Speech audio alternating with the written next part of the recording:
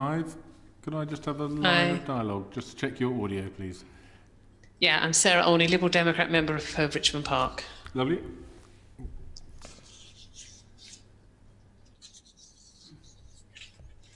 Sarah, I'm just sending you an email from a colleague that relates very much to what you're asking. So I've got Okay. I'm looking out for it. I've WhatsApped it to you quickly so that you've got it. Why is it not coming up? Hi Richard, just Peter Grant and James Wiles. Hi James, it's Richard in Committee Room 5. Can I just check your audio levels, please?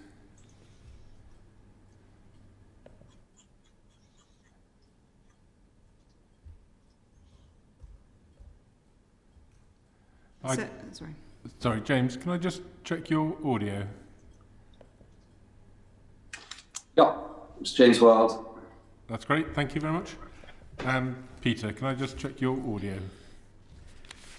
Sure, Peter Grant, MP for Glenrothes and Central 5. Lovely, thank you very much. And Sarah, so I've emailed that to you, but it's very handy because it's about local authorities, but also a university town or city. So. Yep, just having a look. Yeah. Barry Gardner.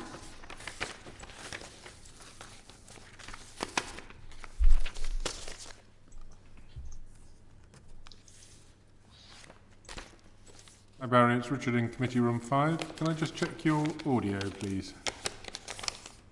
You may, but I won't be speaking. Very good. Well, my remarks confined to the WhatsApp. If you do, you're loud and clear. And a master of the WhatsApp. Don't be too rude or cheeky, or one of us might read it out. A mistake.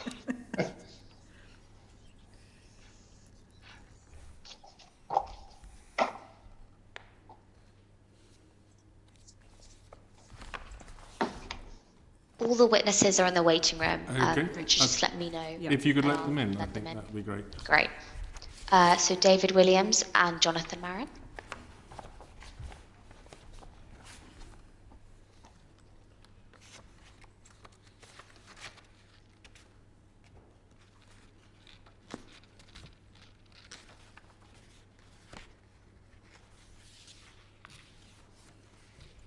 Hi David, it's Richard in Committee Room 5, PAC. Could I just check your audio levels, please?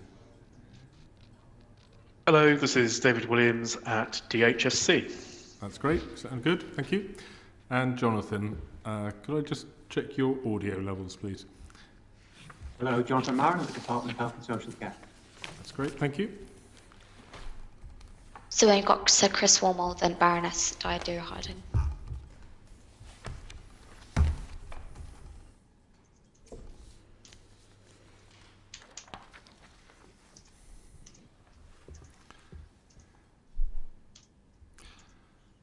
Hello, Baroness Harding. It's Richard Cook in Committee Room 5. Could I just have a couple of lines of dialogue to check your audio, please? Of course. Can you hear me? Yeah, that's fine. Thank you very much. And Sir Chris, could we just have a line of dialogue to check your audio? Hi, Chris Wormold here. Nice to see you all. Again. That's great. Thank you. Okay, we all done. We haven't got Richard Holden. Oh, Richard. Oh, yeah. Okay. Can someone just send him a message? And welcome, while we're waiting for Richard, to the witnesses. What I suggest is if we would normally say keep your microphones unmuted, as you can do that. Obviously, if you're going to cough, don't. But we will throw the question to you a bit clunkily by naming you. And if it's not you that should be answering it, don't feel you have to give it a go and then pass to someone else. It just takes up time. And I'm sure you're all good at being clipped in your responses. Well, let's hope so. And because we've got quite a lot to get through, and obviously a lot of people are interested in what's happening. So we will, if we direct it to the wrong person, do redirect it. Because I'm remote and I'm in the room and you're all remote, sometimes the questioner will take, in effect, a bit of a lead, not in quite the normal way of chairing, so they might just hurry you along rather than me, because I don't have the camera on me in the same way. Though actually today it's not so bad, because there's only me in the room. And we're hoping to be done within a couple of hours or so, so the shorter your answers and the more direct that you answer, the better. I'm not looking at anyone in particular. Self-recognition, David, if the cap fits. But Dido, I know you're very brisk in your answers, so you know the normal Dido Harding approach will be very welcome.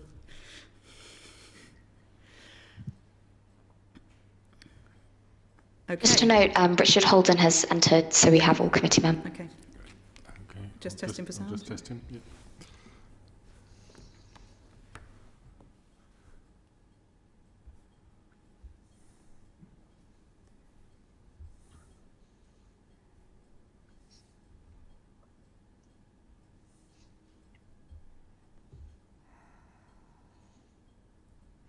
Hi, Richard. It's Richard in Committee Room 5. Can I just check your audio, please?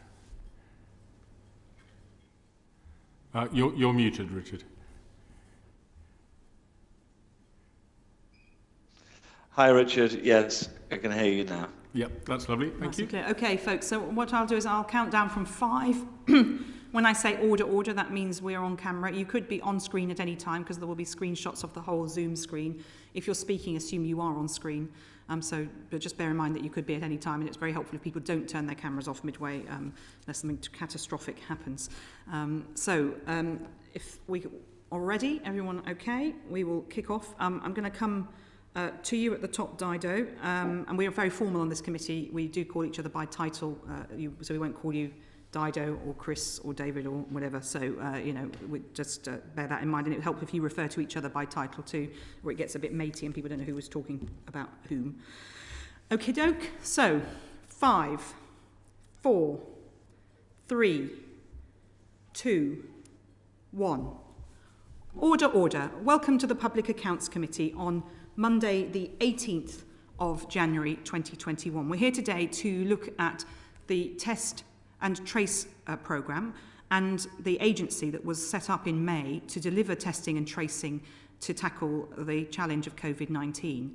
Of course, the government had some testing going on up till March. That was suspended at the height of the first lockdown, or around the time of the first lockdown.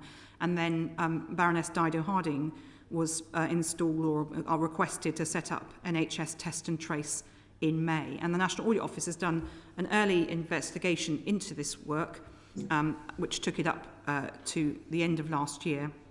And we are now seeing where things are at in our third lockdown.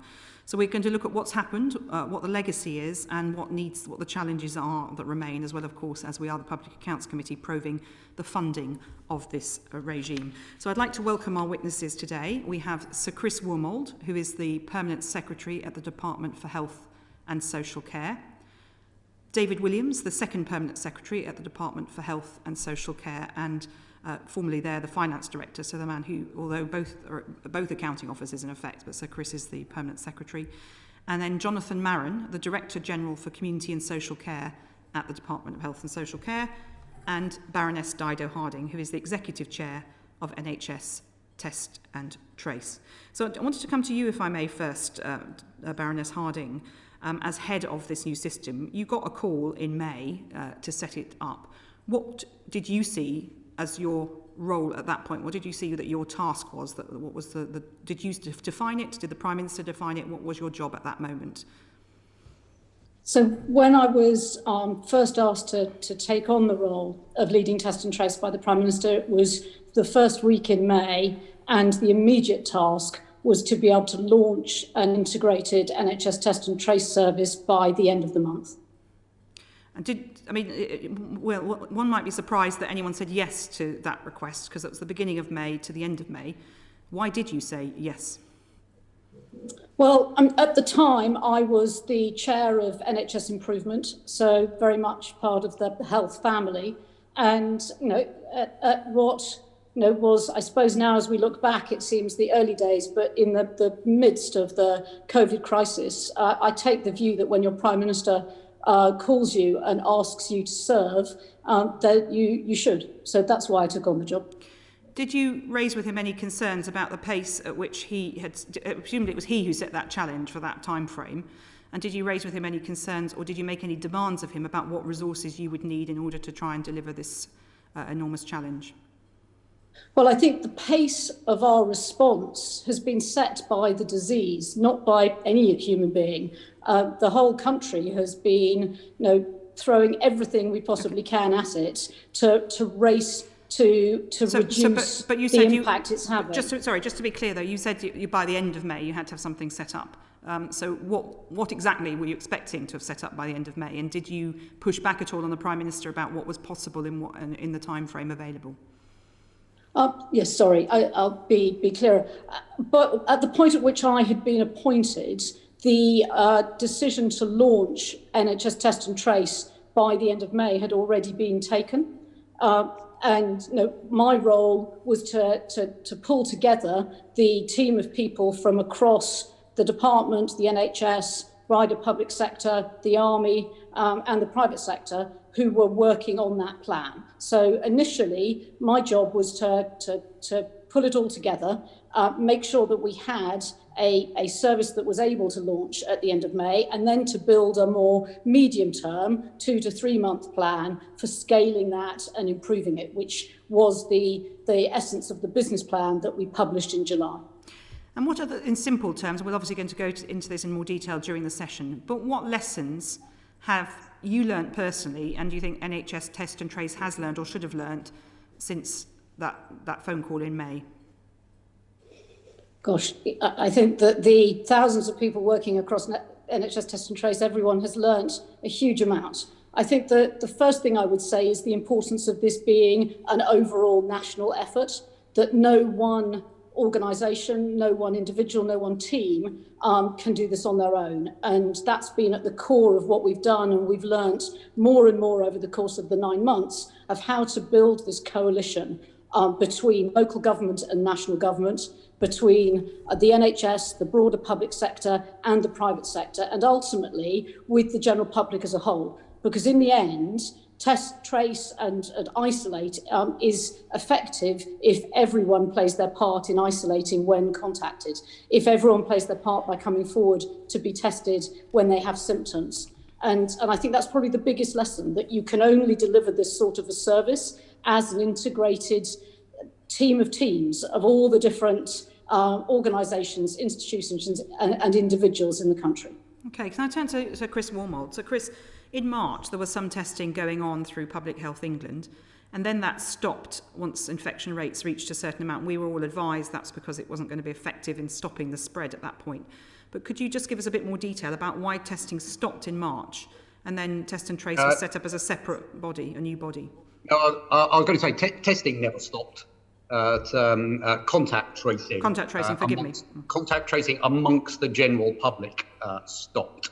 So, and this was, the rationale was set out, I think, in the very first strategy document we ever published on COVID. So the course of events was, as you say, Public Health England were instrumental in developing tests in the first place, and had what was at the time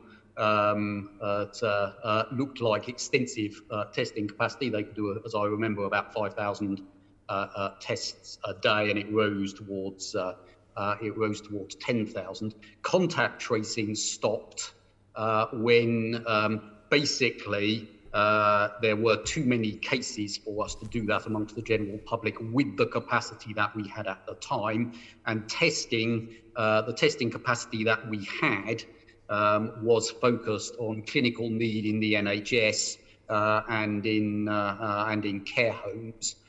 So it was not a case that testing, and indeed there was a bit of contact tracing in care homes, it wasn't stopped. It was that we focused the capacity we had on our very top priorities. The objective then, and I'm sure everyone will remember, the 100,000 capacity target that we set in April before Dido's arrival, which was to build up our testing capacity, which we did during April, and then Dido was brought in May. Sorry, Baroness Harding was brought in May, as he just described, really to build on that capacity and take it and turn it into the integrated system of test and trace and contain that she's just described. So Chris, from your point of view as the accounting officer in the department with overall responsibility, were you surprised that the Prime Minister phoned Baroness Harding and asked her to do this, or I mean, what was in place? What was wrong with what was in place before? It was what was in place before, as I say, was built on a much smaller system. And as we have said in public before, what didn't happen, what we were not able to do, was scale what we were doing at the speed that we would ideally have liked to be able to. Why, Sir Chris? Why weren't you able to scale it? Well, it's about what we were good at and not good at. So, as I say, we've said all this in public before. We did very, very well on the pure science, the R&D, the creation of tests in the first place. But when it came to scaling that up at the speed that we needed to, that was an enormous challenge. Now, we did hit our target of getting to a capacity of 100,000 tests by the end of April, but I think, as everyone will remember, that was a huge sort of all hands to the pump exercise. And one of the things we learned, as you were asking about learning, was obviously you have to create the capacity, but then the question of how you use that capacity best and create what is essentially I'll best describe it, a giant retail offer as to the public. And we needed extra skills to do that. Okay, and can I just, so that's okay. So the basic, you're saying the department wasn't capable of doing this scaling up, yet pandemic planning had been one of the top non-malicious risk across that government was planning for. You head up the Department of Health and Social Care.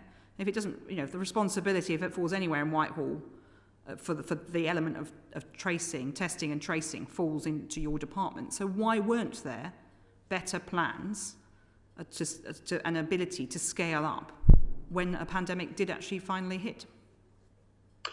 Well, again, this story's been set out in public several times. At the beginning of this pandemic, and indeed before this pandemic, it was not widely recognised that this type of pandemic, at scale test and trace, was going to be one of the biggest weapons. Now, test and trace had been part of the pandemic planning, but it had not been previously envisaged that we would need to be doing it at the scale that we were doing, as I say, and that's it. That story's been set out several times. Now, the actual scaling up did in fact happen at enormous speed, given our relatively low starting point. And as I say, the challenge was both to do that scaling up and to build all the services around it that would make a successful at-scale test, trace, and contain system. Okay, others will be picking this up a little as we go through, but I just wanted to come to you, Sir Chris Wormold, or maybe Baroness Harding may need to come in as well, on this issue about lateral flow testing in schools. The MHRA has refused to endorse, well, it's a bit more complicated than they've refused to endorse the approach. They have said that the approach being used isn't one that is as effective as the one that they would require regulation on, and they're worried that by testing pupils and teachers and other staff daily, this gives a false sense of security. And I wondered why was this a surprise, and what is this going to have? What impact is this going to have on schools? I'll ask Baroness Harding to describe, because she's closer to this to me, but that's not quite the story. Baroness Harding. Yeah, look, so that's not quite our understanding of the situation, and we work very closely with MHRA on all of the rolling out of different sort of testing protocols.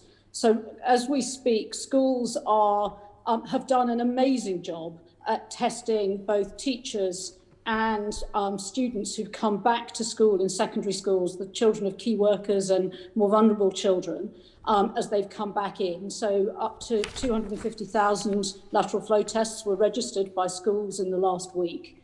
And that's been initially testing all pupils and teachers as they've come back into the school environments, and then regular weekly testing of teachers. And a number of schools are also testing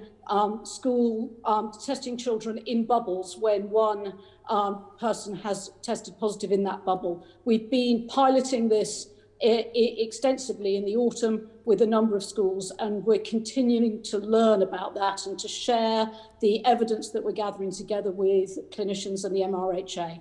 I think it's essential and important for all of us that we do everything in our power to support schools, and we're working very closely with MHRA and with the Department of Education as they roll out these programmes. Okay, I'm referring to an article here by the in the BMJ, which I'm sure you've seen, which talks about here 12 pilot schools and colleges in England and a further 2 schools in Northern Ireland for the pilot that you just described, and an additional 14 pilots led by Public Health England and the City of Liverpool. Is that as far as it's got at this point? Is that still up to date for this evaluation?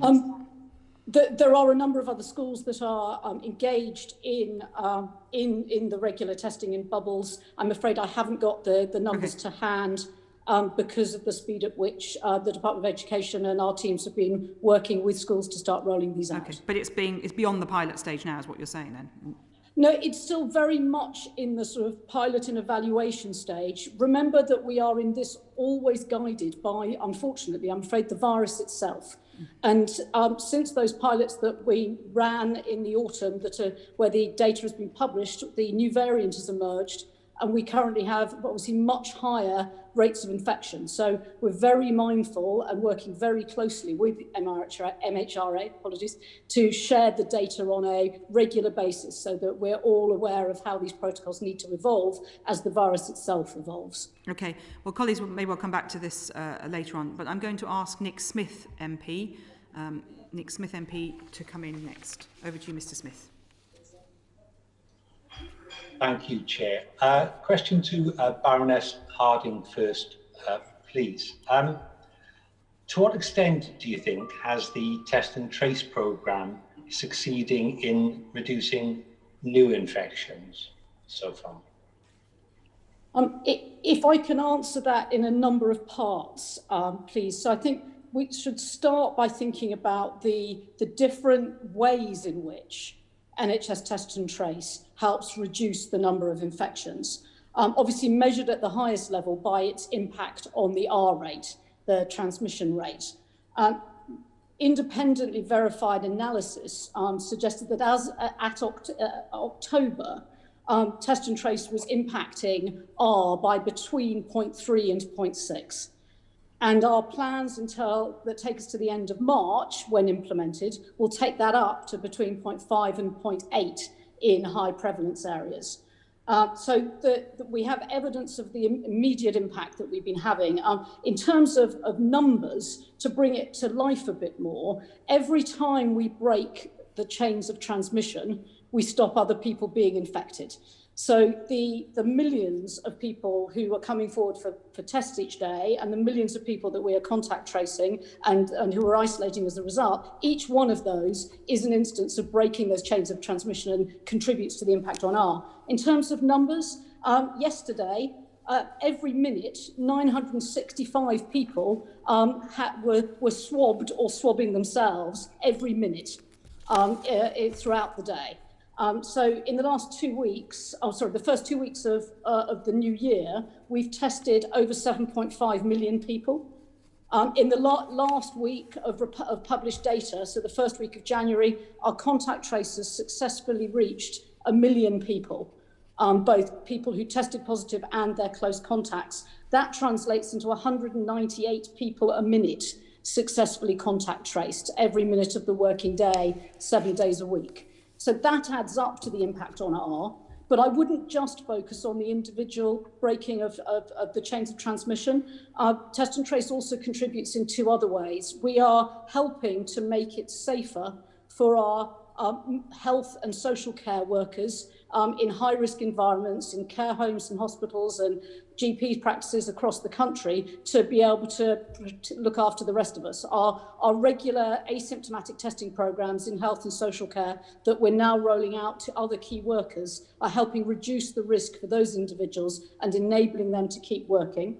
And then finally, Test and Trace is contributing to the overall fight against COVID by providing the analysis and insight tools that enable the Chief Medical Officer and government ministers to take decisions. So, for example, the Office for National Statistics survey is run using the Test and Trace infrastructure, and the Joint Biosecurity Centre, part of my team, provide their data and insight to support decision-making for government. So think of the impact that Test and Trace is having in those three areas. The individual by individual breaking of the chains of transmission that contribute to the substantial impact we're having on the way that we are helping protect people who are essential to keep all of us safe, and thirdly, how we're providing insight and advice and analysis for decision makers. Mr. Smith. Thank you for that. How does that square with SAGE's assessment, albeit a few months ago in September, that Test and Trace was only having a marginal impact on transmission?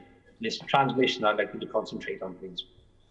I think the first piece of context, I think, is to remember how fast things have been moving.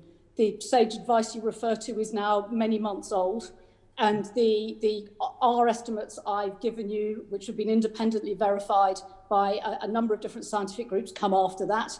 And there's no doubt that as we have built and scaled this service, we have learnt more and more, and we are now hitting all of the operational contact tracing targets that SAGE set us. So we are reaching more than 80% of people who test positive. We're reaching more than 90% of their contacts, and the 92% of all contacts that we reached last week, 750,000 people, 97% of them we reached in less than 24 hours. So no, I don't believe that we are having a marginal impact. Actually, as measured, we are having a material impact in the fight against COVID. Mr. Smith. Okay, and thank you for the updated figures. They are important. Set, however, against the ONS's estimates of the number of people with COVID-19, what percentage do NHS TNT aim to identify through testing and tracing? And I say that because at the end of October, I understand NHS TNT only completed tracing for an estimated third of people with COVID-19. How do you react to that? So the single most important part of the NHS Test and Trace service is that people come forward for tests if they have symptoms, and that we all follow the guidance when we're asked to isolate by NHS Test and Trace. We measure the proportion of people who the ONS estimate are contracting the disease each day relative to the number of positive cases that we find. And our performance on that metric, it's not a perfect science, this analysis, because the ONS themselves are making an estimate of how many people are contracting the disease each day. But on average, we were originally reaching circa 40 to 50% of people contracting the disease, 40% in the summer. It's risen to 50% through the autumn. And we target to continually increase the proportion of people who we believe are contracting the disease each day by encouraging more people to come forward for testing. The combination of symptomatic testing that is now available with over 800,000 tests a day capacity, and the rolling out of asymptomatic, faster turnaround lateral flow testing across key workers and community testing is enabling us to find more and more of those people who don't even know they have the disease. So we are expecting to see over the course of the next few months, as we implement our business plan that we published before Christmas, the percentage of people who have the disease that come into the system at the beginning to continue to grow. Mr. Smith. Can I just pursue that a bit more then? So what are you doing now to increase the proportion of people with COVID-19 and their contacts that the system can reach? So the biggest thing we're doing is the rolling out of regular asymptomatic testing for people, for key workers, people who have to leave home during lockdown, through rolling out community testing, working now with virtually all local authorities across the country are working with us to expand the community testing programme, and now working with several hundred employers and expanding every day to put in place regular asymptomatic testing in workplaces where people can't work from home. That should enable us to find more people who have no idea they have the disease today, but are inadvertently spreading it to their friends or family or work colleagues. Mr. Smith. Thank you. So pursuing that a bit more, can you update us on the progress of mass asymmetric testing, say in the food processing industry? What percentage of food processing workplaces are you contacting every week for these tests, given there have been many instances now of COVID outbreaks in those places? Yeah, we've been working very closely with DEFRA and with a number of food manufacturers. I'm afraid I haven't got that percentage for that industry in my head, but I'm very happy to write to the committee with the details. It is moving every day as more food manufacturers come on stream. I think you saw Moy Park, one of Northern Ireland's largest businesses, announcing at the weekend that they've just started rolling out regular asymptomatic testing. And so we've got more businesses joining the programme literally every day as we speak. Can I just pursue that? Because it has been an issue for many months now that there have been so many outbreaks of COVID-19, particularly in the food processing industry. You just talked about Moy Park, big chicken processing industry in Northern Ireland, but you can't tell us exactly what percentage of workplaces are getting this on a regular basis. Can I press you? I only can't tell you because it's moving so fast. I'm very happy to share the detail. I don't want to give a statistic that won't be accurate. And the lateral flow testing of regular asymptomatic testing in workplaces is something that we've been piloting with the food industry in the autumn through November and December, and only announced in the last 10 days the major national rollout. So I know that we all want everything to happen almost instantly in the fight against test and trace. You know, I can't tell you how hard and how fast the team are working to scale it all up. Just the reality is these tests are relatively recently approved and available to scale. Okay, so I understand that. I know you're working at pace, and I know you're working at scale. So can you give us a number on food processing workplaces up until the end of December? Not in my head, I'm afraid I can't. I'm very happy to write to you. I just don't have that number in front of me. All right, but I'd be grateful for that if we could have information on that through the autumn. Yes, of course. Thank you. Really grateful. The other place where there's been, unfortunately, many issues with COVID-19 death is care homes. And I just wondered if you could tell us what percentage of the care home industry is receiving the 2 tests a week that I think has been the policy for testing in care homes for staff, and the once a week for residents of care home. Until the end of the last year, have you please got the numbers to hand for that crucial place? If I could break that down a little bit, because there's been a lot more testing conducted in care homes for a lot longer. So since July, all adult care homes caring for our elderly have had access to weekly PCR testing.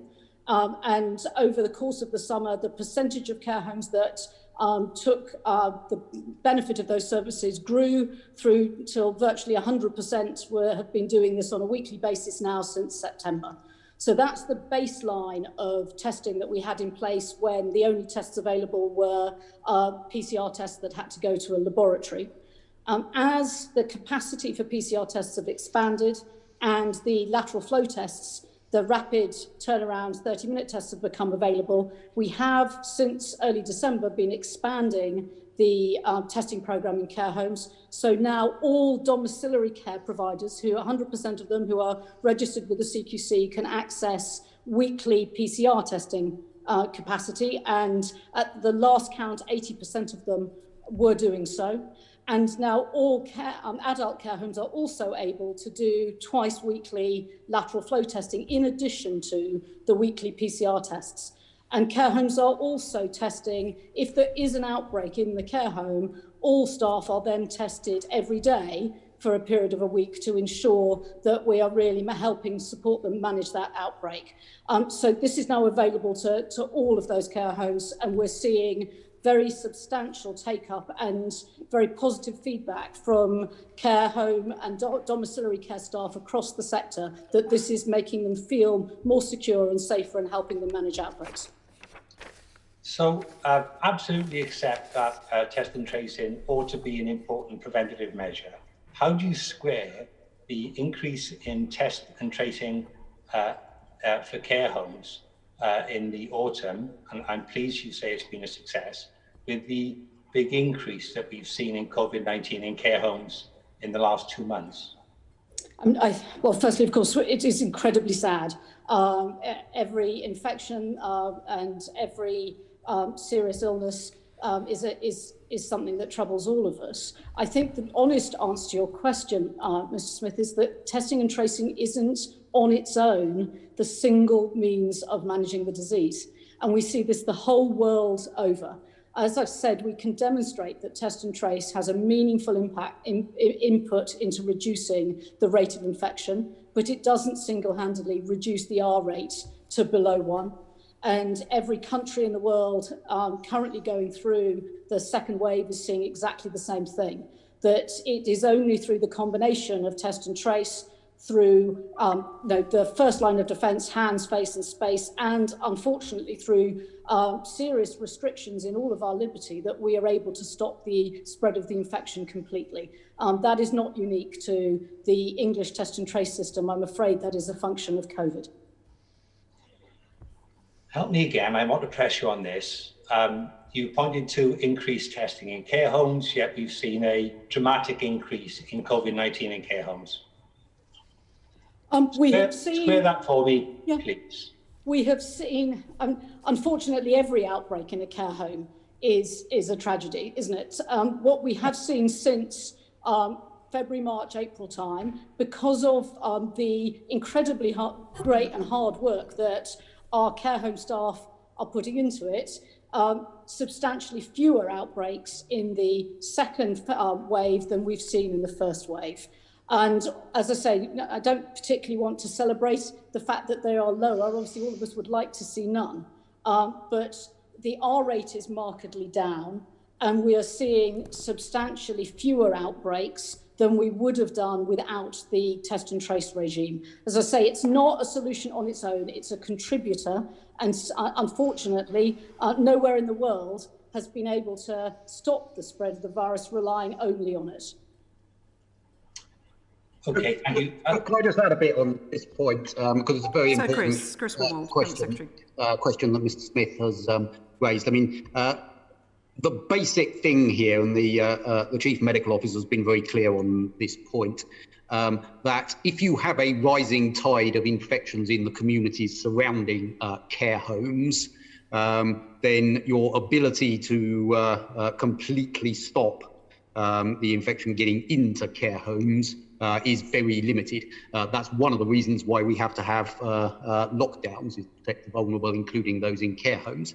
That is not the same as saying there is nothing you can do, and the department's winter plan for care homes, which sets out the range of activities that assist, one of which is testing, but equally important are the infection control measures within care homes, the limiting staff movement within care homes, all the other things set out in the winter plan, and then prioritising care homes for vaccinations, as you know, as we discussed with this committee last week, are all ways that we can mitigate the impact of COVID in care homes. But at its heart, we have to get community infection rates down.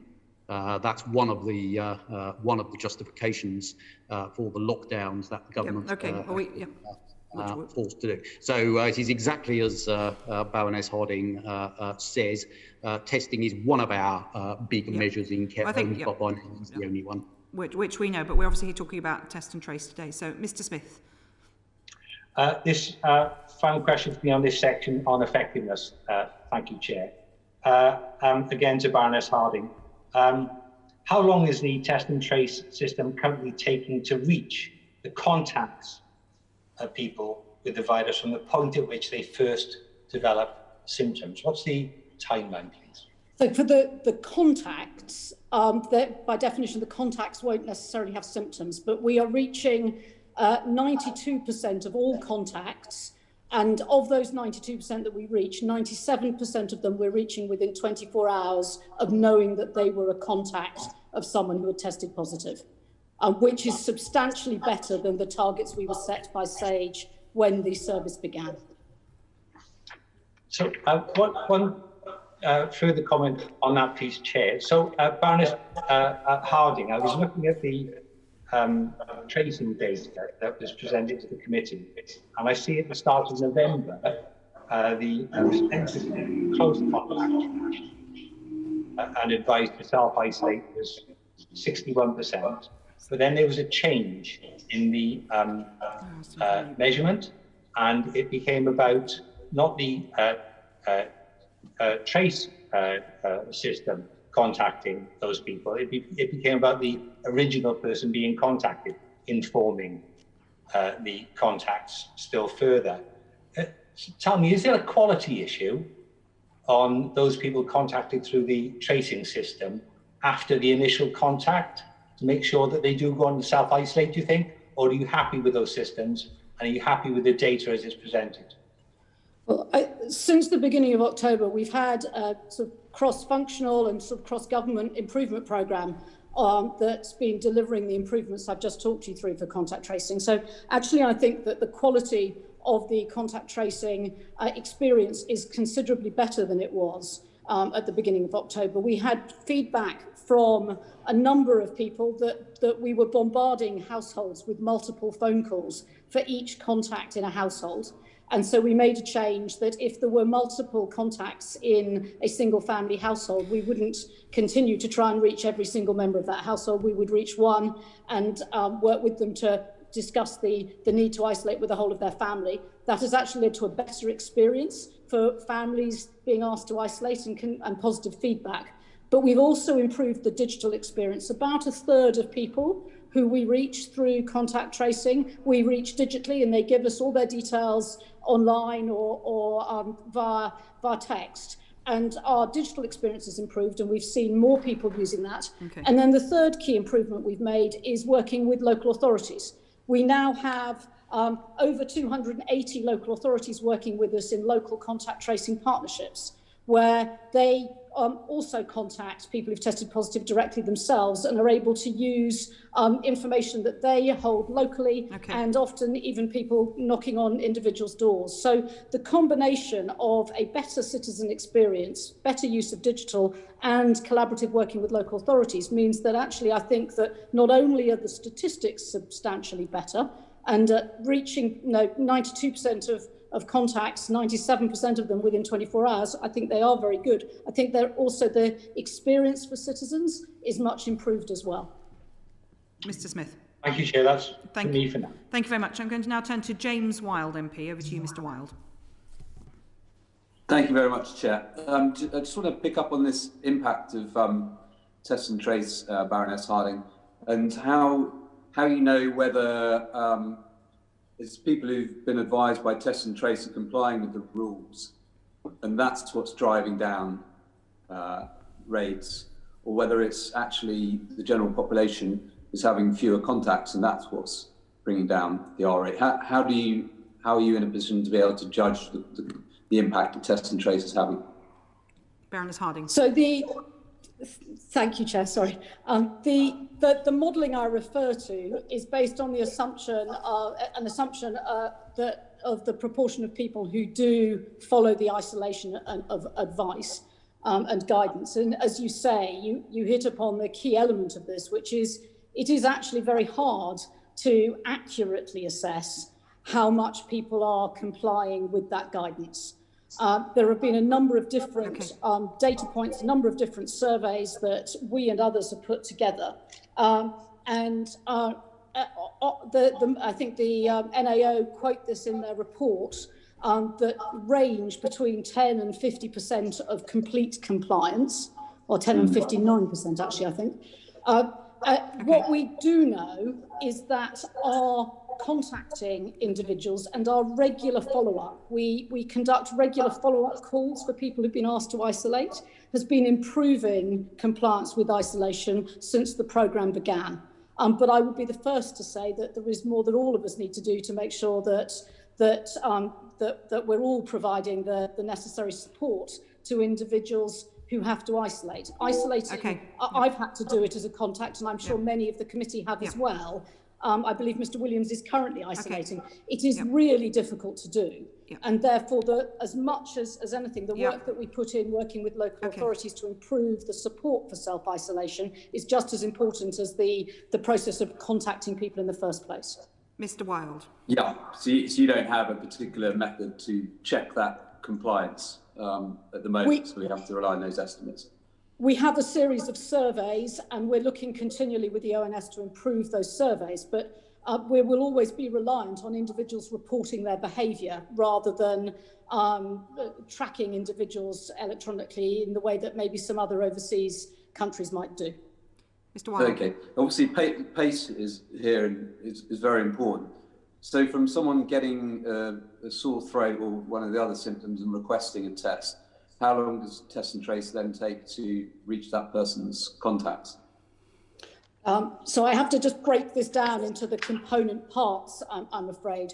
So if you decide that you need to order a test, you will be able to get a test anywhere in the country almost instantly now. And the average distance people have to travel is less than 2.4 miles. So there'll be very little elapsed time once you've decided that you need to get a test. As of last week, our most recently published data, circa 60% of people who order a test in one of our face-to-face channels get the result the next day. And then, as I've just said to you, once we know that you've tested positive and you've entered our contact tracing system, we are contacting the vast majority of people within 24 hours of having their details. So on average, we are delivering, as I said, on all of the targets that SAGE have set us to reach people within 72 hours of them wanting to come forward for a test. Mr. Wild. Thanks, Chair. Yeah, I'm just looking at paragraph 3.17 on page 63, which talks about 119 hours, so 5 days from that initial presenting symptoms to being traced. Have you got a target to reduce that 119 hours? Yes, and as I've said, since the report was published and the data used to create it, you've seen our contact tracing turnaround times have improved substantially. And the overall SAGE target of reaching, I think the original SAGE target was 60% of contacts within 72 hours. We are more than delivering. Okay, thank you. I just want to ask can I just ask Mr. Wild? I just wanted to chip in there. So, Baroness Harding, you say since the report things have got better. We often get that from witnesses, I have to say. So what's changed then? What's different now? Well, test and trace is roughly twice as old as it was when the data from the report was put together. Just remember how fast this system has been stood up and how big the growth trajectory has been. Put it into context, 10% of all the tests that we have done in the last 2 weeks. In terms of contact tracing, we've contact traced circa 3 million people in total, and 1 million of them we contact traced last week. So a lot of the reason things have improved is that the system has got better very, very fast. Okay, so could you perhaps give us an update, perhaps a note, we wouldn't expect to have that with you in front of you now, on how that 119 hours is now working on a like-for-like basis in today, or whenever we fix a date. Okay. Yes, if I could do that in a note so that I can make sure that I'm using exactly the same methodology as the NIO did for the report. That would be very helpful. Thank you. Back to you, Mr. Wild. James Wild, MP. Thank you, Chair. Just some questions for Mr. Wormold around the budget. So, test and trace budget this year is now £22 billion a year for the year. The Home Office budget is £14 billion. Next year it's been allocated £15 billion. Do you think the performance to date has justified that level of funding? I think I might ask Mr. Williams to answer questions on the on the budget as he was the David accounting Williams. officer who signed off. Okay. Sure. David Williams, over to you. Thank you. So, firstly, it's just worth noting that within that £22 billion envelope, the vast majority of spend is on testing infrastructure, laboratory capacity, test consumables. So, just over 18 billion of the 22 billion is directly linked to the volume of tests undertaken and the capacity that we have built up. In terms of overall value for money, I mean, at the macro level, it goes back to the impact on transmission rate, the impact on frontline staff and on individuals that Baroness Harding set out in response to Mr. Smith's questions, supported by the approach that we are taking on letting contracts, on managing contracts to try to get the best value for money that we can in what has been an environment of some uncertainty and rapid expansion at pace over the last few months. Mr. Wild, James Wild MP. Thanks very much. Apologies, my connection broke up slightly there.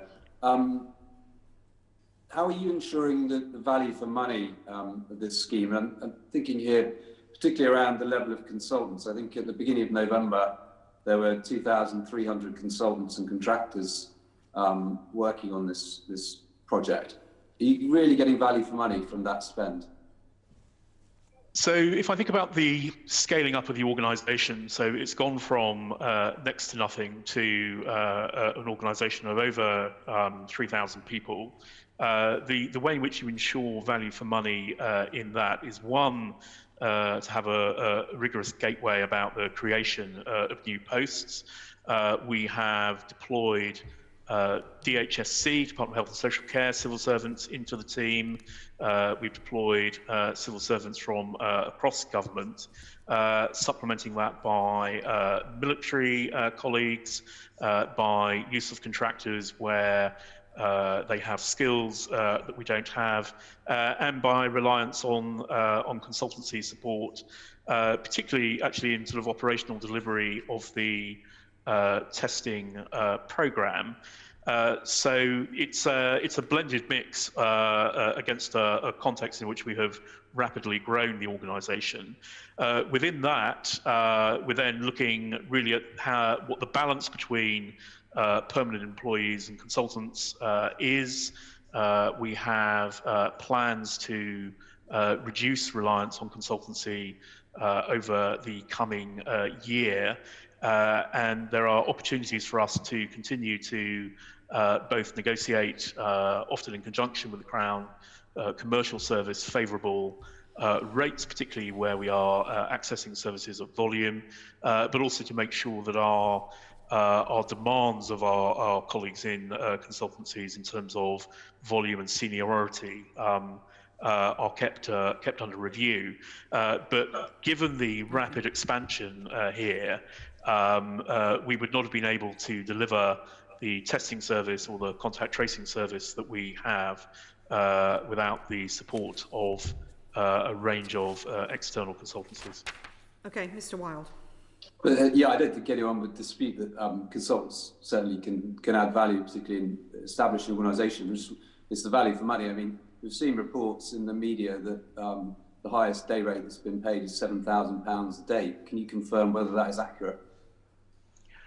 I don't want to get into the specific detail of individual contracts, but as part of our review of value for money and management of our consultancy support, looking both at the ask of individual companies and making sure that we are specifying service from staff at an appropriate grade rather than at director or partner level is all part and parcel of the approach. Yeah, that's an interesting answer. It wasn't an answer to the question I asked. Is it accurate that £7,000 is the day rate, the highest day rate that's been paid? This isn't asking about an individual named person. This is asking what's the highest day rate that has been paid under this programme. Mr. Williams. Yeah, I don't have the detail on individual day rates to hand, I'm afraid. Can you come back to the committee with a note that sets out the highest day rates, please? Yeah. And to Mr. Williams, do you think it's ever acceptable to have a £7,000 day rate? We know, I've seen these contracts, I know how they're structured, but for something like test and trace in a national emergency, was someone lining their pockets at the taxpayer's expense? Well, generally speaking, what we've seen is good evidence of a range of consultancy companies dropping their normal public sector rate to rather lower levels as part of their support to our work on COVID, not only in test and trace, but across the department's activity over the past year. So I don't think that we are being taken advantage of. Okay, Mr. Wild, back to you. Thank you, Chair. Final one from me on this section. Baroness Harding, how does the current lockdown affect your business plan? I think at the most fundamental level, it reinforces how important it is that we deliver it. That Test and Trace needs to play our part in continuing to bring down R and to provide more tools for the nation as we do come out of lockdown. So if you look forward over the course of the next few months, as we continue to speed up our end-to-end service, continue to make better use and more use of our data, so bringing on stream things like wastewater analysis as more early warning indicators, and integrating the data that we have from the app into our existing test and trace data so that we can inform, provide information and insight to the CMO and government ministers as they take decisions about the pace and nature of coming out of lockdown. There is a lot of work we're doing there. We've already mentioned the work on expanding access to regular asymptomatic testing for people who have to leave home during lockdown. But also there is work that we're doing to extend and enhance the support we give to local authorities and regional public health teams in extended contact tracing. The new variant focuses all our minds on the need to be able to work out not just who individuals might have infected once they've tested positive, but also where they might have been infected themselves to identify clusters and outbreaks as fast as possible. So this lockdown is focusing the team's minds on the importance of implementing our business plan. Okay, thank you very much, Mr. Wild. Mr. Nick Smith, MP. Thank you, Chair. Question for Mr. Williams at first, please. So, Mr. Williams, last summer, last August, I went to, in Blaenau Gwent, in my constituency, a testing centre in Cwm. It was on the site of the old marine colliery. Anyway, it was run, I think, by MITI, and what I saw was a very well organised offer, sort of 5 parking bays spread out over the old colliery site. And I came away thinking, oh, well, that's really well done. But whilst I was there, there was, hardly any other people there being tested. So I came away scratching my head thinking, oh, that's good, but wonder what the cost per test is there. And then in the late autumn, in my constituency in Blaenau Gwent, in the Heads of Valleys area, there was a real issue with community transmission. So I asked how many tests were still being done at the Cwm testing centre. And I was told, although there were, as far as I could see in the summer, I don't know, 35 to 40 people working there, perhaps longer over extended shifts, they were still only doing 50 tests a day. And one, I wasn't sure that the UK government's offer and the Welsh government's offer was terribly well knit together. But most of all, I came away thinking, oh, blimey, I wonder what the average cost per test is. Can you answer that question, please, sir? Yes, so look, on the specific question, for those tests, the PCR tests that use our laboratory capacity, the tests range from £15 to £45 a test, depending on quite which laboratory we're using and quite the logistic chain supporting them. So in that range of £15 to £45 a go for a PCR test. Mr. Smith. So do you know what? That just doesn't ring true with my experience, because you talked about a range of 15 to 45. With 50 tests a day and at least 30 people on site every day, I don't know, that it seems to me that the upper level of cost for tests in that place will be much higher. So that would be I mean, it's an average over a range of test sites and channels for delivery. So it's an average cost. I could probably give you some more detail in a note if you'd like. But more generally, we have looked to build our capacity for testing in advance of demand. We have been agile in trying to push testing resources, both fixed sites and mobile resources, closer to the public. Baroness Harding spoke about the limited distance now that you need to travel to get a test. So the particular footprint of testing sites across the country has been one that's evolved and has changed over time, both to get that proximity to people who need a test, but also to make sure that we are getting the right sort of throughput. Okay, thank you. So the specific question, can we please have a cost per test of the MITI site on the Cwm Marine Coddery testing centre, please?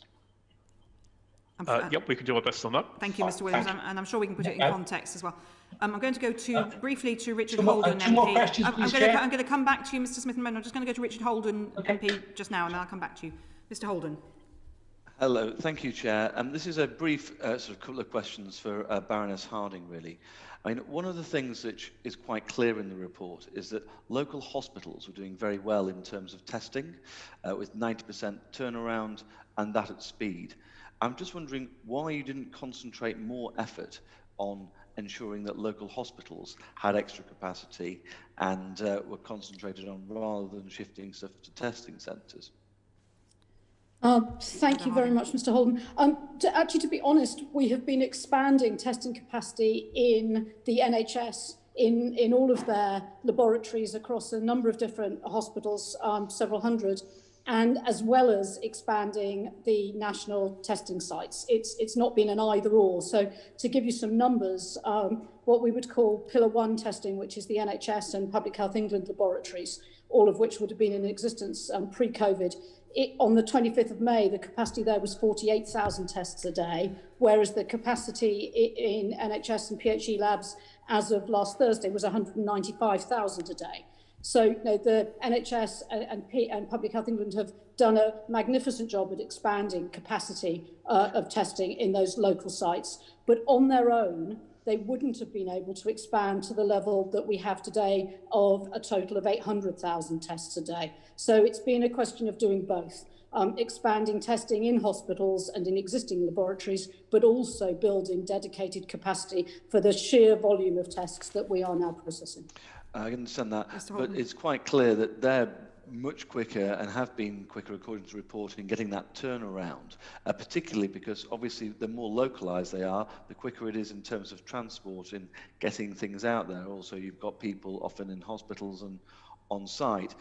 So I just wondered why you've pushed so much on these national testing facilities rather than, I can see that it's obviously gone up significantly, the testing in the NHS, but why go further rather than just tier 1, where it's quite clear that if you were going to try and do as much testing as quickly as you could for the tracing, then you need to get the results quickly.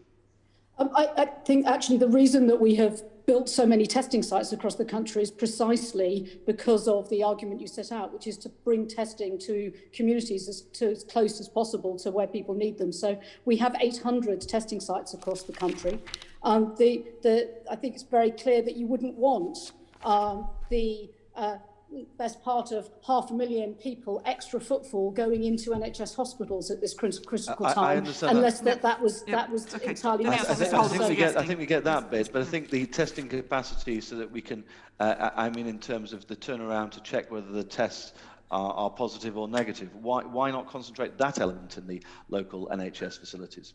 Again, it's a function of scale. So to build the ability to test 800,000 tests a day, as I said, our laboratories work 24 hours a day, 7 days a week. And yesterday, we're processing 365 tests every minute of every hour of every day. These are very, very large processing facilities. The NHS laboratories do outstanding work in smaller volumes for patients who are in their care. And I think if we need to have both. It's not an either or. And together we've built an integrated system that is doing more testing per head of population than any other major European country. And just one final question on this one, Chair. Just in terms of legacy, I think one of the issues that a lot of people are talking about is whether these facilities can be used in the longer term. Surely, actually, in Tier 1 testing and facilities, such as in our hospitals, that's the natural place to have that increased capacity, so you can ramp it up very quickly in the future if there is another outbreak of anything. And would it not make sense to ensure that it's that ramp that we've seen to just under 200,000 a day in hospitals is maintained, so that if there is a local outbreak of something, then that can be dealt with rather than this national testing centres?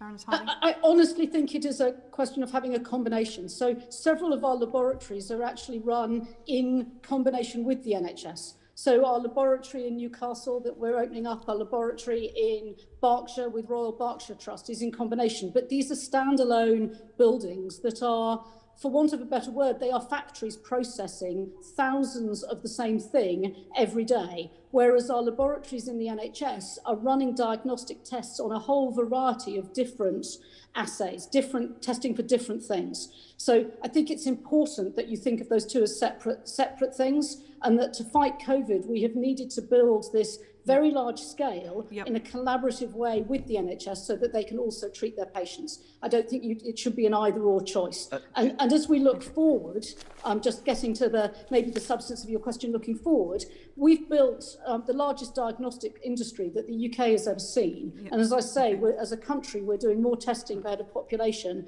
than any other major European country.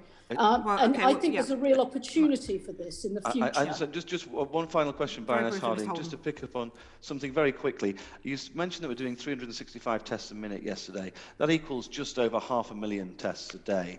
That means we've got about a third of capacity that isn't being used. Why aren't we using that for example, testing asymptomatic individuals for mass testing? Yep, we look to run our whole laboratory network, including NHS labs, at less than 100% utilisation because yes, but why only 2/3, Baroness Harding? So the best practice is to run it between 60 and 85%. And as you rightly say, as of yesterday, it was towards the lower end of that range. But in the run-up through Christmas and New Year, we ran considerably hotter. And it's really important, as we unfortunately can't predict the pace and direction of the disease itself, that we have that excess capacity so that at a local level in the NHS and in the national testing laboratories, we're able to respond instantly if people come forward for tests. Thank you. Back to Nick Smith, MP. Thank you, Chair. Thank you, Chair. For Mr. Williams again, sir, just picking up on the line of questioning by Mr. Wilde. So it was said in the media on October the 9th that there were 1,000 Deloitte consultants on your book. Are there still approximately 1,000 Deloitte consultants on your book, please? The latest number I've got suggests that's come down to around 900, and we have a plan in place with them to see that number reduced markedly over the course of the next few months, although there is a dependency there on our ability to backfill a number of the roles they are currently doing with permanent civil servants. Thank you. Now, I know these companies employ partners down to lesser paid consultants, certainly. Have you got an average cost per consultant for Deloitte you could explain to us, please? The average cost across our consultancy support, and I imagine it's about the same for Deloitte's, is around £1,000 a day. Okay, thank you. We've talked about the billions of pounds being spent on test and trace. How are you ensuring that there aren't companies providing services related to this that aren't filling their boots? Give us some confidence that there's not profiteering occurring with this important service. Mr. Williams. So that works in a number of ways. So firstly, before contracts are let, business cases are drawn up and are considered for value for money, deliverability, all the usual sort of due diligence that you would expect, and go through a normal departmental sort of business case approval process, including Treasury and Cabinet Office sign-off over a particular financial threshold. The contracts themselves include a range of techniques or approaches to minimize waste. So that could be not committing to fixed levels of volume, but to variable levels of volume, driving improvements over time as contracts are run.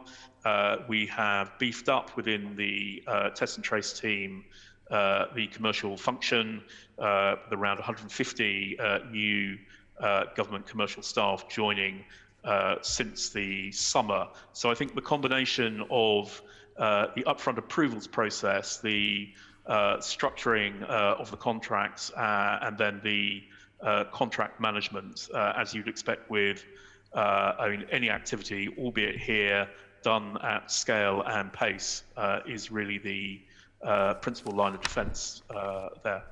Mr. Smith. So thank you for outlining those checks and balances.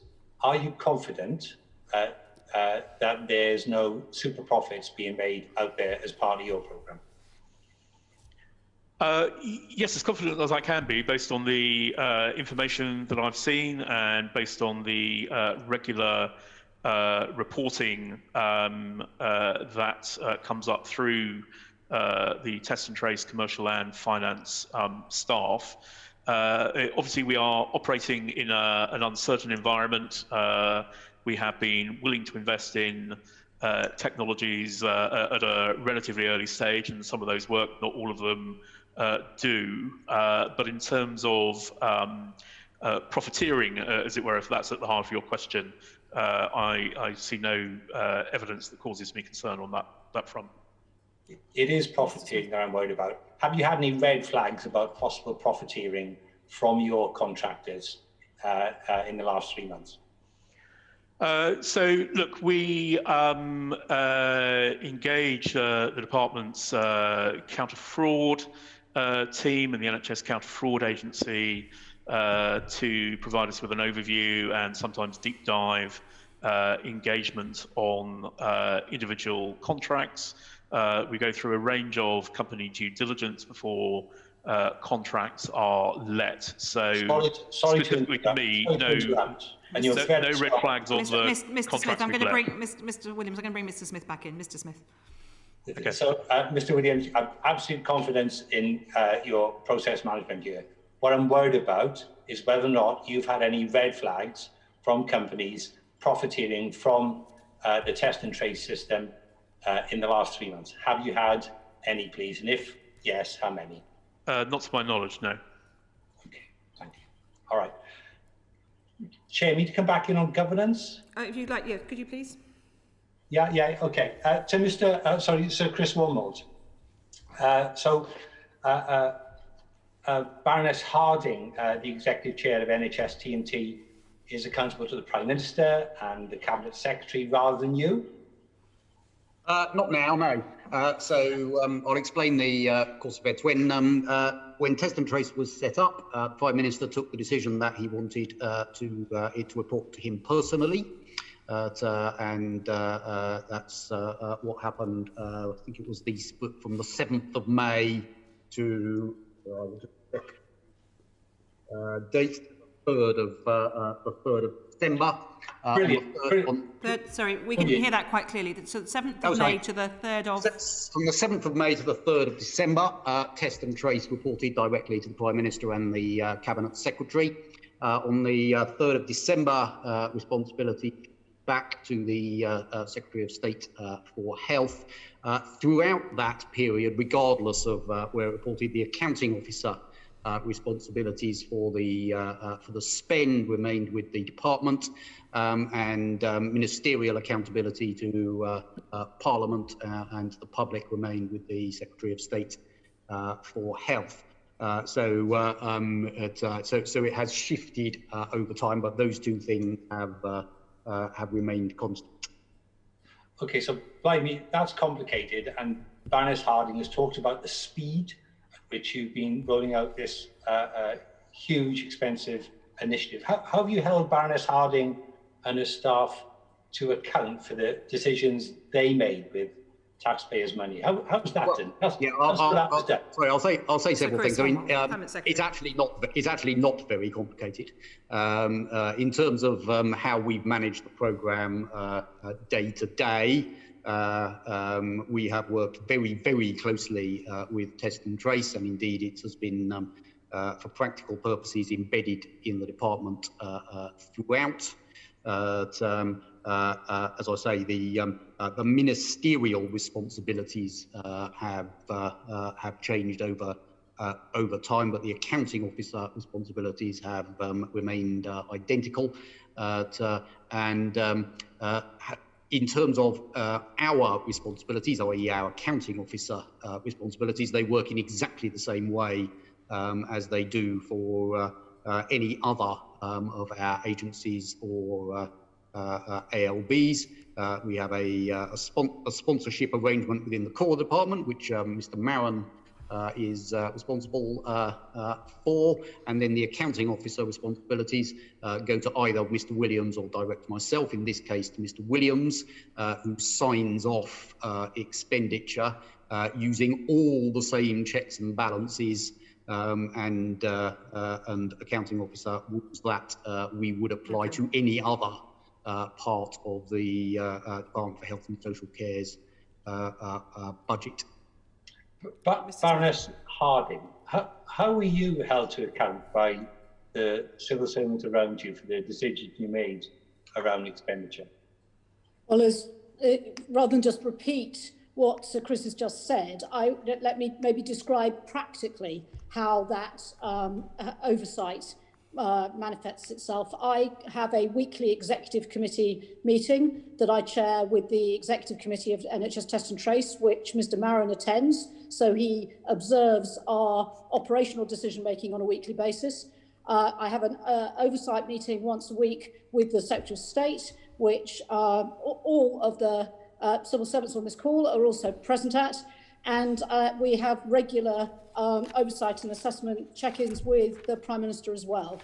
So I feel there is no shortage of both civil service and political oversight of the programme. Thank you for that. Tell me, were you surprised, perhaps a little bit embarrassed at the number of consultants involved and their overall costs? What do you think of that? Well, I think I said this earlier. I view this as an extraordinary national effort, where as we've built an organisation, as you've rightly said, it's now a very large organisation, £22 billion national service from scratch in 9 months. In order to do that, we've had to call on talent from across the whole of society. So actually, I'm incredibly proud of the NHS colleagues, the public service colleagues, both in national government and in local government, and in the private sector and in the military, all of whom have contributed to building NHS Test and Trace. And I'm very grateful for the work that all of them, the many thousands of them, have put into creating it. I think that's a no. So Mr. Williams told us that there were about 900 Deloitte consultants earning about, on average, £1,000 a day. Do you think that was right? I think that it's appropriate to build a service in extreme emergency circumstances using short-term contingent labour and consultants for some of those roles. And I think they've done very important work alongside the public servants, the military, the healthcare professionals, and members of the private sector who've come and joined us as well. And we couldn't have built the service without all of that combined expertise. Thank you. Leading on from that, Baroness Harding, have you changed your approach to procuring and managing contractors? What proportion of new contracts have been let following a competitive tendering process? Do you know, please? Yeah, I wonder whether Mr. Williams would like to answer that, as he oversees the procurement as accounting officer. David Williams, Second Permanent Secretary. Yes. So look, as an update to the information provided in the NAO report, we've awarded a further just over 207 contracts in November and December. 166 of those were new awards, and 30 of them were made as direct awards under Regulation 32, so just under 20%. If we look ahead to our forecast for contracts between now and the end of the financial year, I can see maybe 25 to 30 additional contracts being made under Regulation 32, but it's a diminishing proportion and largely now being used as an interim step while competitions conclude or tender exercises conclude. Thank you, Ms. Williams. Chair, that's it from me for now. Can I just ask Mr. Williams if you can tell us now what the value is of those 207 contracts? The value of the 207 contracts is 1.3 billion. Okay, so is that on top of... So that takes us up from 4 billion in the report to... sorry, no, I'm looking at that spent to date. The value of the contracts is 1.3 billion. Okay, so that's an addition to what was in the NAO report, just to be absolutely clear on numbers here. Yeah, so the NAO report in the key facts sets out 407 contracts with a value of 7 billion. We've let a further 207 awards since then, with an additional value of 1.3 billion. Can you just be, and that's all, is that the frontline testing capacity, is that lab capacity, is that a mixture? Yeah, I mean, it's mostly testing related. So figure 10, I think, of the PAC report sets out the proportion of contracts. Figure 9, actually, sorry, the proportion across test, trace, joint biosecurity centre, and so on. Those percentages, both by volume and value, are almost unchanged. So. The testing, just as an example, the testing percentage has gone up from 48 to 50%.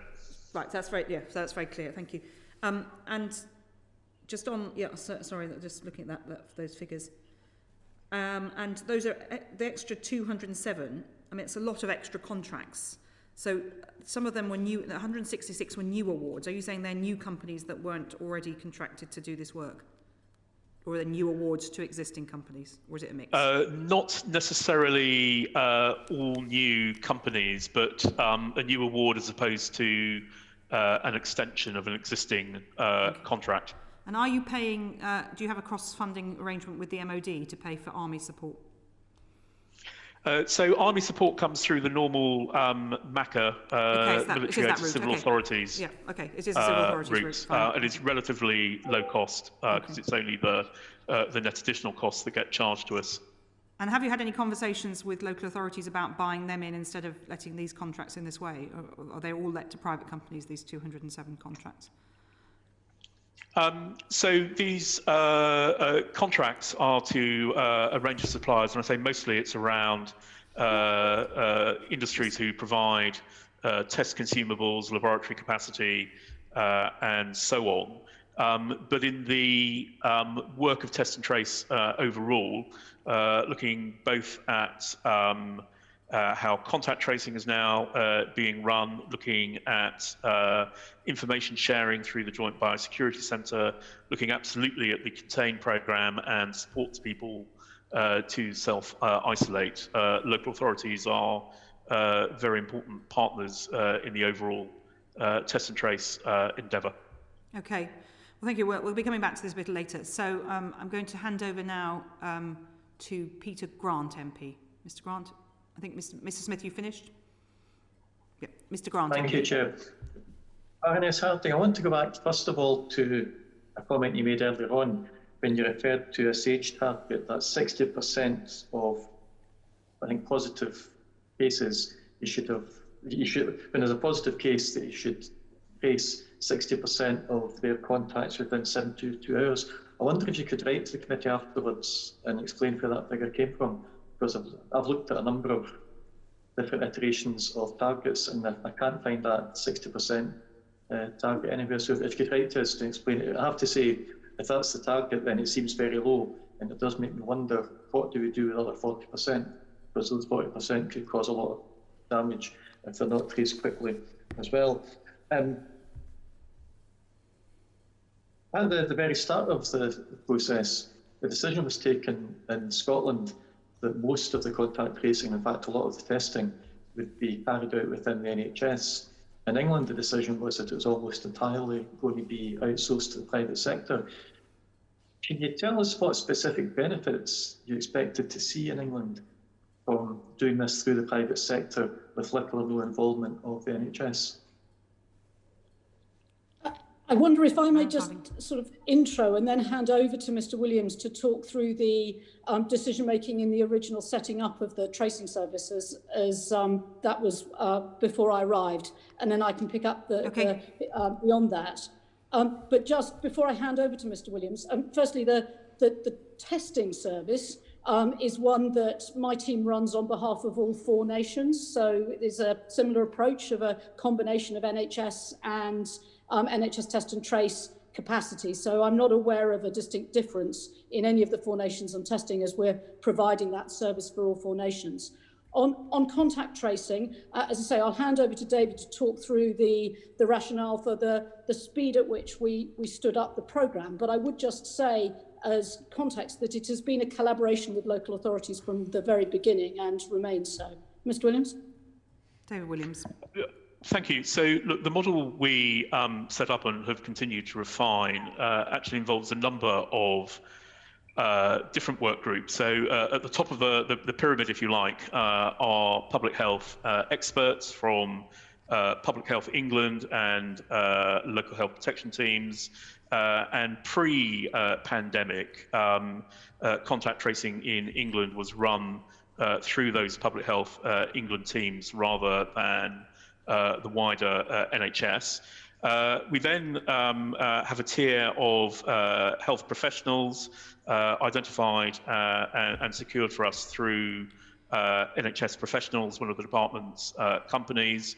And then in the bottom tier, within the national construct, the outsourcing to the private sector, really to do those, as expected at the outset, volume calls, primarily to contacts, working through a pretty standard script. But from the beginning, it was a blend of public health experts, broader health professionals, and the private sector.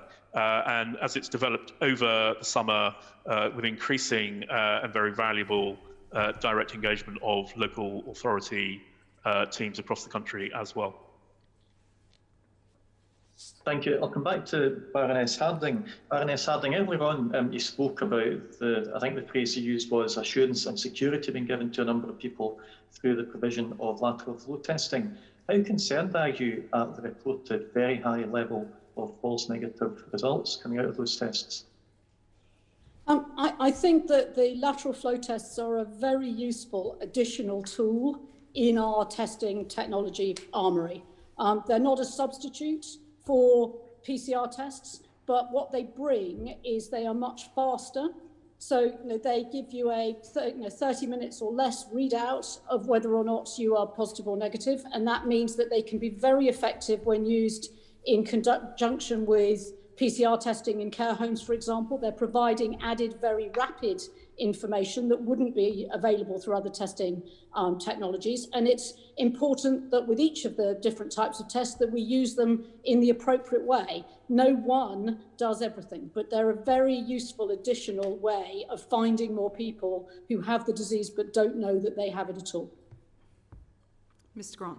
But how do you then ensure that we don't create a problem from the unknown number of people who have got the disease, who have just been told they probably haven't?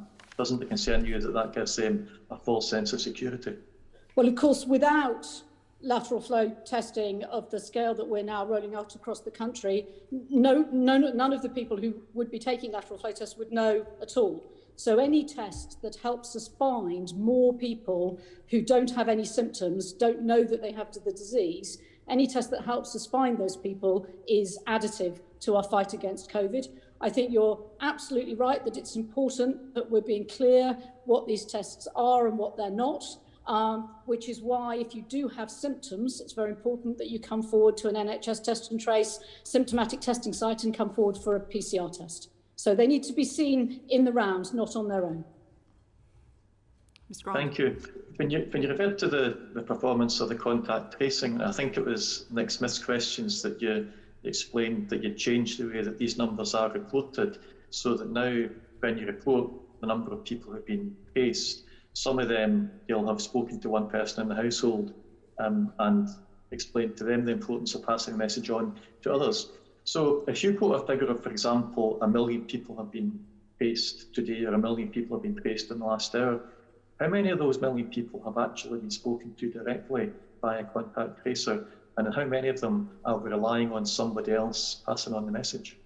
Okay, well, first of all, roughly a third of them will have been in contact with test and trace electronically, rather than having spoken to a contact tracer at all. The digital channel is a very swift and effective means of us reaching people and for them to confirm that they have received our message.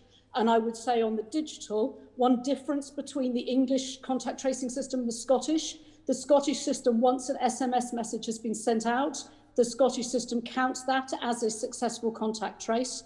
Our digital system, we only count a successful digital contact trace when we have received a digital response from the individual that we sent the SMS to.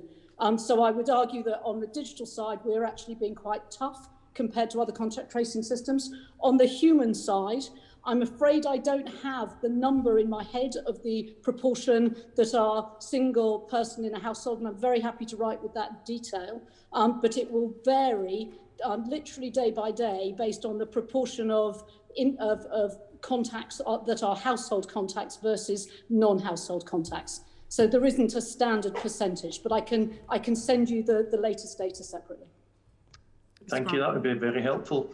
Do you have information to tell you whether a multiple adult household is actually a family living together, as opposed to several people who may be living in a house in multiple occupancy, which has been divided up into several different apartments? Do you have that information? That is the information that the contact tracing, usually an NHS professional who talks to the person who tested positive, would gather. So yes, we would have that information to understand whether it was a family or whether it was a group of individuals who were in a multi-dwelling household, a non-household, sorry. Thank you. I want to look briefly at the performance of the NHS app. And I know it's maybe, Mr. Grant, sorry, may I just add, we introduced the change on the basis of feedback from citizens that the continual calls for households that had 3 or 4 children was incredibly intrusive and was making them less willing to comply. So it's not just an accounting change we've made. We made it on the back of citizen feedback. We're clear on that. Mr. Grant. Yes, thank you for that clarification, Baroness Harding. I want to talk or look briefly at the NHS app, and I know that it's different apps that apply in different parts of the United Kingdom. We've heard some anecdotal accounts of some people having a significant number of false alerts, and there's some anecdotal evidence that people have now started to deactivate the app because they're getting fed up with that. Do you have a way of recording how many false alerts are being sent out? And secondly, do you have a way of knowing whether somebody who's downloaded the app still has it active, as opposed to somebody who's downloaded it and has either switched it off or deactivated it so that it's not doing any good anymore? Yes, as you say, I can only speak for the English app, as obviously this is something that is devolved with some differences in our respective approaches.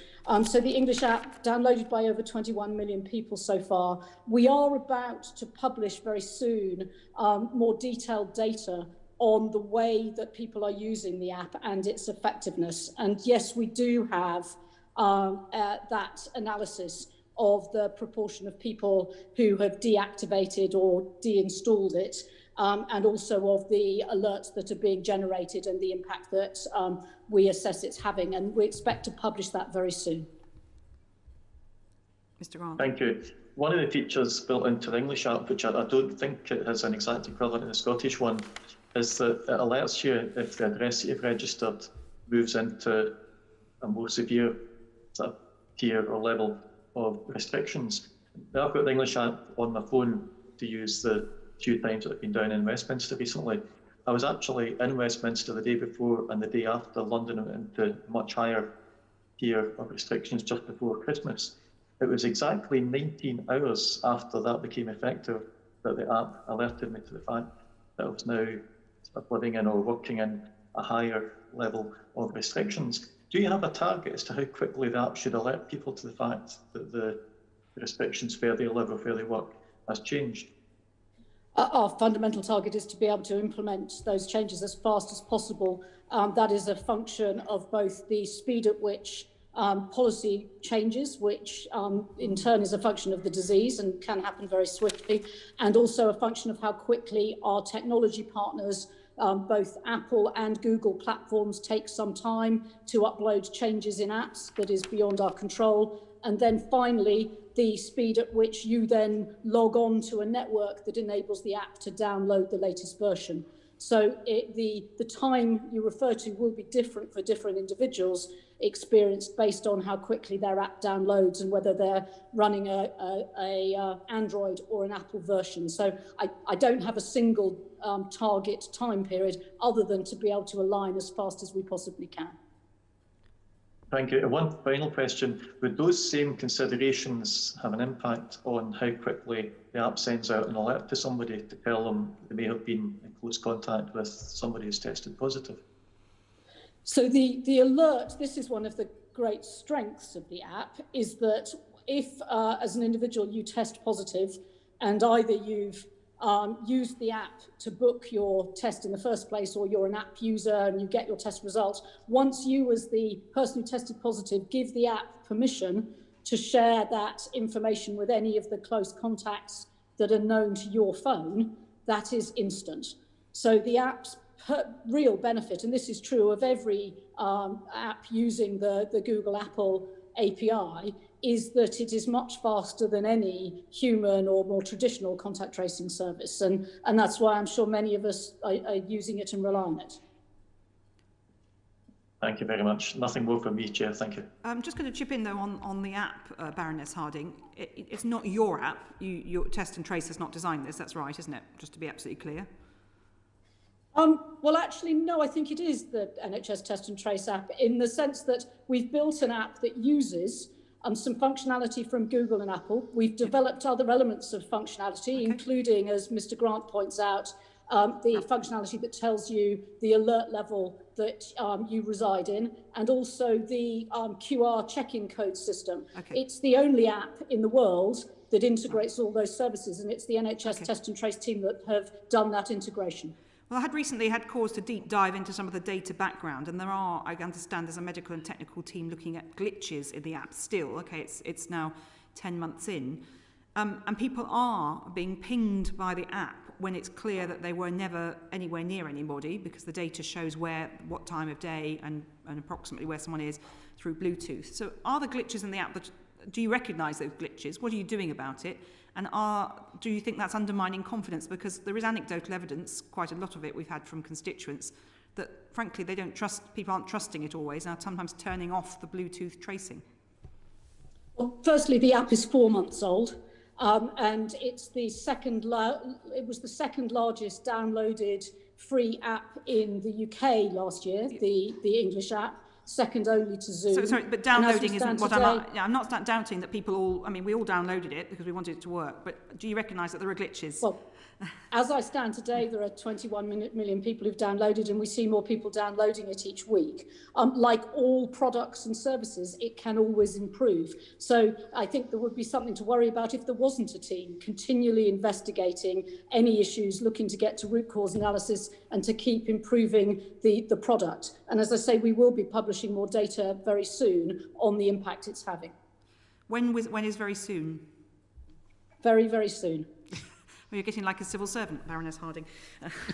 No date committed. What a compliment. I'm not sure which side of you think that's a compliment or an insult. Anyway, but okay, I'm gonna move briefly to Richard Holding MP, very briefly, and then on to Sarah Olney MP. Mr. Holding. Thank you, Chairman. Just on the Baroness Harding, on the test and trace, one of the big issues in my constituency, I'm sure across the country, has been in schools, particularly for teachers on different levels of the same building. Why didn't you have somebody from an education basis on the board of Test and Trace? Sorry if I sort of pause for a second, in the sense that there isn't a board of Test and Trace. Are you asking whether or not we should have an education team? Or No, it's somebody with an education background feeding into you as chairman. Okay, we've worked really closely with the Department of Education in our work over the last few months and continue to, and I wonder if Sir Chris would wish to elaborate on how we work collaboratively with the Department of Education. Yeah, and it's also true to say we've always had very senior people from local governments who have significant education responsibilities as part of the Test and Trace team, particularly on the contain side. Now, inevitably, you can't have every senior group represented in these sorts of things, but I think it was very important right from the beginning to have significant local authority input.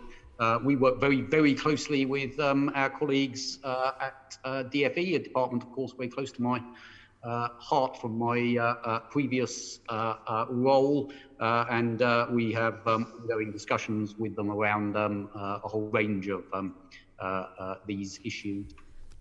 So just to make that clear, so you're basically relying for your education expertise on the people who are involved in local government on the board?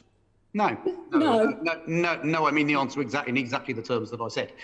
We have local government represented at very senior levels within Test and Trace, which brings us a whole range of expertise, and then we supplement that with our very close contact with my previous department. I understand that. So it was a combination of your contacts into the department then, and the people from local government on the board. We work at all levels with the Department for Education. They get considerable amounts of advice from the Chief Medical Officer and the Deputy Chief Medical Officers. We have contacts at official level. I have contacts at Permanent Secretary level, and ministers, of course, discuss this. Then, of course, the whole thing is brought together via the Cabinet Committee system on which many departments are represented. So it's a whole range of ways in which we interact with DFE. Yeah, I think just to be clear, though, I mean, one of the issues that we're seeing we've seen a lot of concern with from the educational institutions around testing and tracing is obviously the testing and tracing that they were due to roll out themselves. I mean, what experts at the board level did you have? What input did you have from the department or from education institutions for making those decisions around testing and tracing? Baroness Harding, do you want to pick that one up? Yeah, so we've had a joint working team with the Department of Education where we've been, well, firstly, we were rolling out testing to all university students as they went home at the end of last term, which was a major collaborative effort run by a joint team.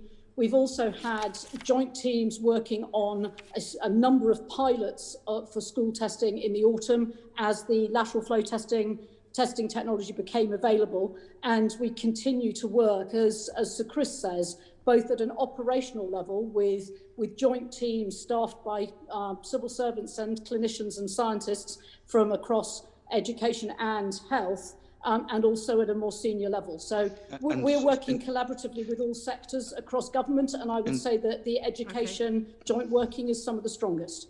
Okay, and you have a joint team looking at the testing rollout for when schools return now then? Yes. You do. Okay, because the only issue, I suppose, here is why there are 6 NHS people on there, 3 civil servants, you've got people from local government, but nobody from education, when it's quite clearly that it's educational settings have been a huge vector from the, and were a huge concern from quite early on. Well, I think, as I say, I wouldn't want you to take the backgrounds of the leadership team delivering the actual testing as indicative of our focus on specific sectors. On each of the sectors where we are increasingly providing services, we have established joint working teams at junior and senior and ministerial level. Okay, thank you very much. If I could add, I do think Mr. Holden raises a very important point. Test and trace has to do 2 things. One, it has to have the expertise within it that allows it to do its job, and 2, it has to be good at reaching out. I mean, Mr. Smith, in his earlier questions, raised the issues around food processing. There are many sectors where we have to have expertise. We can't have it all within test and trace, and so the kind of reaching out that Baroness Harding has just described is an important part of how it works. Okay, I think I refer people to our hearing on the 17th of December with the Permanent Secretary at the Department for Education and some of the feedback we've had since then. But I'm going to go on to Sarah Olney, MP, who's going to pick up some of this. Ms. Olney, over to you. Thank you very much, Chair. Just to pick up on some of Mr. Holden's questioning there, Baroness Harding, why were you surprised by the September spike in demand for testing, given that that's when schools and students were going back and that education was already a kind of a known transmission risk? Well, we had forecast an increase in demand for testing in early September, so we weren't surprised in that way. That increase was larger than we had forecast. And why do you think that was? I think because we are all learning about how the disease spreads and how all of us react. And that was the first time schools had come back in the crisis, and all of us, the NHS Test and Trace teachers, students and parents were learning how to adapt to the new world. So your forecast didn't include the fact that there would naturally be a big increase, say, in primary school children or secondary school children, a big increase in symptoms, which may or may not have been COVID-related symptoms, and that there would therefore be a big demand for tests? Yes, our forecast did include that, but as history shows, that forecast wasn't as big as it turned out to happen. I would say that over the very short life, the 9-month life of Test and Trace, our ability to predict and forecast keeps improving. The surge in demand in the run-up to Christmas and in the return back to work and school after Christmas is one that we again forecast and have been able to meet the demand for. That this is something that we are refining and improving with every season that the service has to face into. Thank you very much. And so earlier on, you've talked about the positive impact that local authorities up and down the country have had on contact tracing. But from the outset, it was very much designed as a centralised system, the contact tracing. You didn't involve local authorities right from the start. Can you tell me more about why that decision was made? Well, maybe I can talk about my role, and then we'll hand over to Mr. Williams again to reflect on very much from the start. But from a personal perspective, I really disagree that we didn't design in local authorities from the beginning. One of the very first appointments I made the weekend after I was appointed was Tom Reardon, the Chief Executive of Leeds City Council, to come in and lead the contain function. Tom did 3 months brilliant work for us and then was succeeded by Carolyn Wilkins, who is in the job at the moment, the Chief Exec of Oldham Council. So we've had local authority leaders absolutely at the heart of Test and Trace from the very beginning. Were local authorities actually involved in the delivery of contact tracing at the start? Well, maybe, as I think Mr. Williams said earlier, prior to the pandemic, local contact tracing was done by Public Health England's regional health protection teams. Local authorities were directly involved in the creation of the service. And with this, I'll hand over to Mr. Williams to talk through how they were consulted and engaged with. Thank you. Yes, so look, I mean, I wouldn't characterise this as a binary national or local. From the beginning, really the question was about getting the best blend of expertise. And what we particularly wanted to do at the national level was the rapid scaling up of the call centre aspects of the overall contact tracing response in an environment in which the scale of resource needed there was really quite uncertain, but we wanted to be able to build that rapidly. So the call centre itself, we took the decision to build nationally, but in parallel with that, there were quite a series of conversations through Public Health England, their both national and regional teams, with local authorities, with local authority directors of public health, in particular looking both at how local authority staff could supplement some of that public health expertise at the top of the pyramid that I talked about in my previous answers, as well as thinking about how we could support local authorities in the contain function and support to people that were testing positive or identified for isolation. So an openness to include local authorities in the design of the system, albeit with a decision that on the rapid scaling up of the call centre element of contact tracing, we wanted to do that nationally.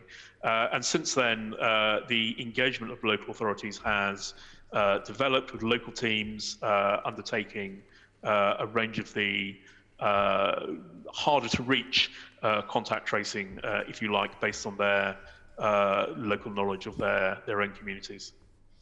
Can we just talk about that scaling up of the call centre, Mr. Williams? Because the report finds that at some points in the summer, call handlers were only actually being utilised about 1% of their time. So it feels as if that rapid scale up of a centralised call handling system was not actually being utilised very effectively. Well, look, with hindsight, we didn't need to scale that third tier of the pyramid up potentially as quickly as we did. But if you think back to the situation in late April, early May, as we were setting the requirement for this service, the ONS prevalence surveys had only just started based on the increase in testing capacity that we had introduced. So variable one was we didn't really understand what the prevalence of the disease in society was. We had a range of potential assumptions on how many contacts there might be for each person testing positive. SAGE advice was to model a requirement on 20 to 30 contacts, in part looking at some international experience. But in the first phases of the disease, and really bearing on previous PHE experience in other disease contact tracing, 2 or 3 people per contact was our previous experience. Can I just ask then, sorry to interrupt, but can I just ask, given that level of uncertainty, and everybody accepts that at the outset there was a very high degree of uncertainty, and you were setting this up without any real, very accurate forecast of how many people would be contacted. How did you go about procuring those resources? What level of flexibility was built into the contracts for engaging those people? Yeah, so firstly, just to nail that point on uncertainty, really the central requirement that we ran with was probably plus or minus an order of magnitude. And obviously the plus an order of magnitude is a lot more upside, as it were, than in the other direction. So in setting a central requirement, we looked in conjunction with Cabinet Office, Crown Commercial colleagues, at the range of potential suppliers, at the range of existing call centre capacity in central government.